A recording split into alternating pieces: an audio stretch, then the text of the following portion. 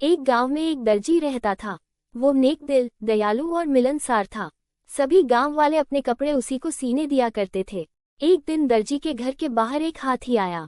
वो भूखा था। दर्जी ने उसे केला खिलाया। उस दिन के बाद से हाथी रोज दर्जी के घर में आने लगा। दयालु दर्जी उसे रोज केला खिलाता। बदले में हाथी कई बार उसे अपनी पीठ पर बिठाकर सैर पर ले जाता। दोनों की घनिष्ठता देखकर गांव वाले भी हैरान थे। एक दिन दर्जी को किसी काम से बाहर जाना पड़ा। उसने अपने बेटे को घर और कपड़ों का ध्यान रखने को कहा।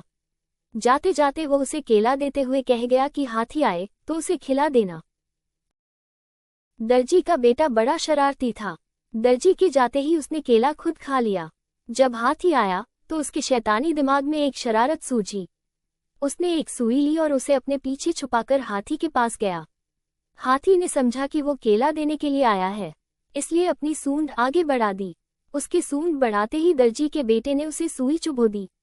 हाथी दर्द से बिलबिला उठा।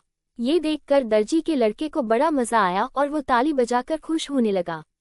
दर्द से बिलबिलाता हाथी गांव की नदी की ओर भागा। वहां जाकर उसने अपनी सूंड पानी में डाल दी। कुछ देर नदी के शीतल जल में रहकर उसे राहत महसूस हुई।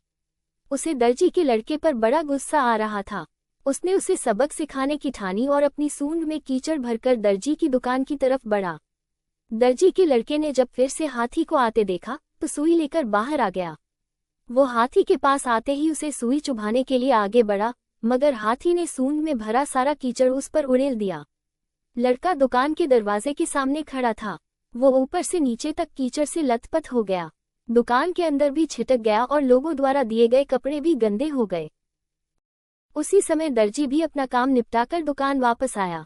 वहां की ये हालत देखकर उसे कुछ समझ नहीं आया। उसने अपने बेटे से पूछा तो बेटे ने सारी बात बता दी। दर्जी ने बेटे को समझाया कि तुमने हाथी के साथ बुरा व्यवहार किया है, इसलिए उसने भी तुम्हारे साथ वैसा ही व्यवहार किया है। जैसा व्यवहार करोगे वैसा ही पाओगे। आज के बाद किसी के साथ बुरा मत करना। फिर दर्जी ने हाथी के पास जाकर उसकी पीठ सहलाई और उसे केला खिलाया। हाथी खुश हो गया। दर्जी के बेटे ने भी उसे केले खिलाए, जिससे हाथी और उसकी दोस्ती हो गई। उस दिन के बाद से हाथी दर्जी के बेटे को भी अपनी पीठ पर बिठाकर घुमाने लगा। अब दर्जी के बेटे ने शरारत छोड़ दी और सबसे अच्छा व्यवहार करने लगा। सीख: जैसा करोगे वैसा भरोगे। जैसा व्यवहार दूसरों से चाहते हो वैसा व्यवहार दूसरों के साथ करो। बुरे काम का बुरा नतीजा। ऐसी और अधिक मनमोहक और नैतिक कहानियों के लिए लाइक, शेयर और सब्सक्राइब करना न भूलें। धन्यवाद।